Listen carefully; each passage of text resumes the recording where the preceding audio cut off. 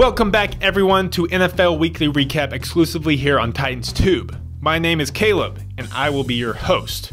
Welcome to episode 5, aka week 5 of the NFL. The week where for some teams the line between reality and the veil of shadows is ever blurring. The Demigorgon made his presence felt this week by snatching away superstars like JJ Watt and Odell Beckham to the upside down, or what us NFL fans know as injured reserve.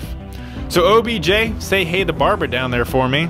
Okay, that's enough Stranger Things references out of me. Can you tell that I'm slightly excited for season 2? I mean, who wouldn't be? Okay, but that's enough. Let's get straight into NFL Week 5 recap, beginning with TNF. That stands for Thursday Night Football, you mouth breathers. We got the GOAT himself, Mr. Tom Brady, going to Tampa to face off against famous Jameis and his elusive crab legs. However, it was not any legs associated with Jameis that were the problem for the Bucs. It was the legs of Nick Folk, the former Tampa Bay kicker who missed not one, not two, but 3 field goals, costing the Bucs the game 19-14 and causing the Buccaneers staff to tell Nick to get the folk out of here.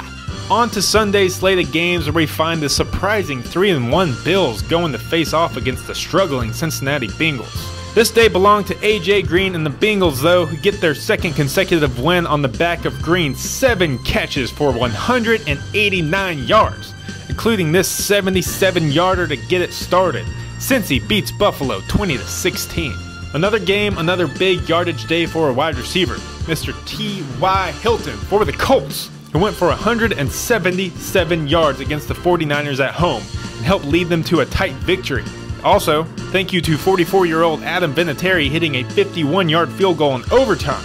It looks like Mike Pence chose the wrong game to leave early. Colts win in a nail-biter 26-23. On to a battle of the birds. Cardinals going to Philly to take on the Flying Eagles. And they were flying today. Carson Wentz throws for 4 touchdowns, including this one to Nelson Aguilar, who says, "Scummy, I got a reservation for one bad at hotel touchdown." Yeah, sorry, that was pretty lame. Eagles win easily though, 34-7. Moving on to the epic matchup of winless teams, Chargers and Giants. I mean, someone has to get a win on this day, right? The Chargers beat the Giants 27-22, getting their very first win of the year. However, the biggest story out of this one was the injuries the Giants suffered as they lost all 3 of their starting receivers, Brandon Marshall, Sterling Shepard, and OBJ, who suffered a gruesome ankle-breaking injury late in the 4th quarter that we will not show you. Wait, no, I said we're not going to show it. No, don't show it. Stop. Cut it off. Sorry about that. Next up, Jacksonville going up to Pittsburgh and facing off against Big Ben. It looks like someone really needs to wind back the clock on Roethlisberger because his eyesight seems to be waning as he throws for 5 interceptions on this day, 2 being returned for touchdowns in the 3rd quarter. And the ever-confusing Jags beat the Steel Curtain in Pittsburgh 30-9. Up next, we have the debut of the #1 overall pick in this year's draft, Myles Garrett and the Cleveland Browns facing off against the Jets in what could have been the one shot they had to win a game this year. But alas, it was not to be. Although Myles Garrett gets a sack on the very first play of the game, it wasn't enough. Kaiser gets benched for Hogan, and the Jets once again managed to come away victors 17-14, putting them 3-2 on the season. Next up, we're going up to Detroit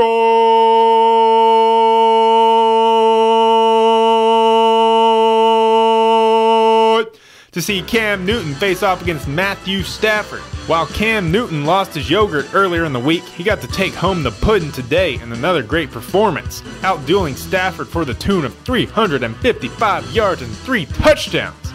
None as pretty as this beauty to Kelvin Benjamin, who does know how to run routes. Stafford and the Lions nearly worked their 4th quarter comeback magic, but it wasn't gonna be on this day as the Panthers win 27-24.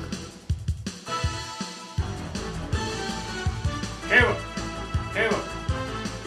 where'd he go? Hey, recap's still going. What's going on? Hey babe, thinking about you. I miss you. About to go finish the rest of the NFL Weekly Recap, but I gotta do this first. Oh, shoot. Sorry. I didn't know that anyone wanted to watch, highlights of punters kicking for over 1,000 yards in a game. Who wants to watch that? Are you okay? Yes! Moving right along, we got the Ravens going to Oakland to face off against the Raiders. Raiders getting off to a slow start today due to the fact that they had to take the bus to the stadium because they were carless. Ba-dum-ching! And honestly, I'm not quite sure the bus ever made it on time to the stadium, as the Ravens got up 14-0 before you could even bat an eye off this Jared Cook fumble return. Ravens go on to win this one 30-17 and extend Oakland's losing streak to 3 games. In a matchup of NFC West foes, the Seahawks battle their thorn in the flesh, the Rams. This one came down to the wire, with Jared Goff almost orchestrating a memorable fourth quarter comeback. But someone, please tell Cooper Kupp to stop eating his grandma's buttered biscuits on the sideline before he plays, because he drops what could have been the game-winning touchdown. Instead, Seattle wins 16-10. Next up, we have an NFC divisional playoff rematch. Dallas Cowboys and Green Bay Packers. Surely, the Cowboys learned their lesson to not leave any time remaining on the clock for Aaron Rodgers. False! Dallas scores a go-ahead touchdown with 1:13 left in the game, leaving the amazing Aaron Rodgers exactly 11 more seconds than he actually needed to drive all the way down and win the game on a fade to Devontae Adams. Packers beat the boys again, 35-31. On to Sunday Night Football, where we got the undefeated Kansas City Chiefs going to Houston to play the Texans. The Chiefs love to play in the NRG Stadium, especially if it's the playoffs, and tonight was no different. Early MVP candidate Alex Smith, along with his tandem of budding stars Tyreek Hill and Kareem Hunt, lead the Chiefs to victory 42-34, despite Deshaun Watson casually scoring another 5 touchdowns. How many teams are mad that they passed on Watson now? On to Monday Night Football, the last game of the week, but the first game ever for Bears rookie quarterback Mitchell Trubisky, going up against the Vikings at home.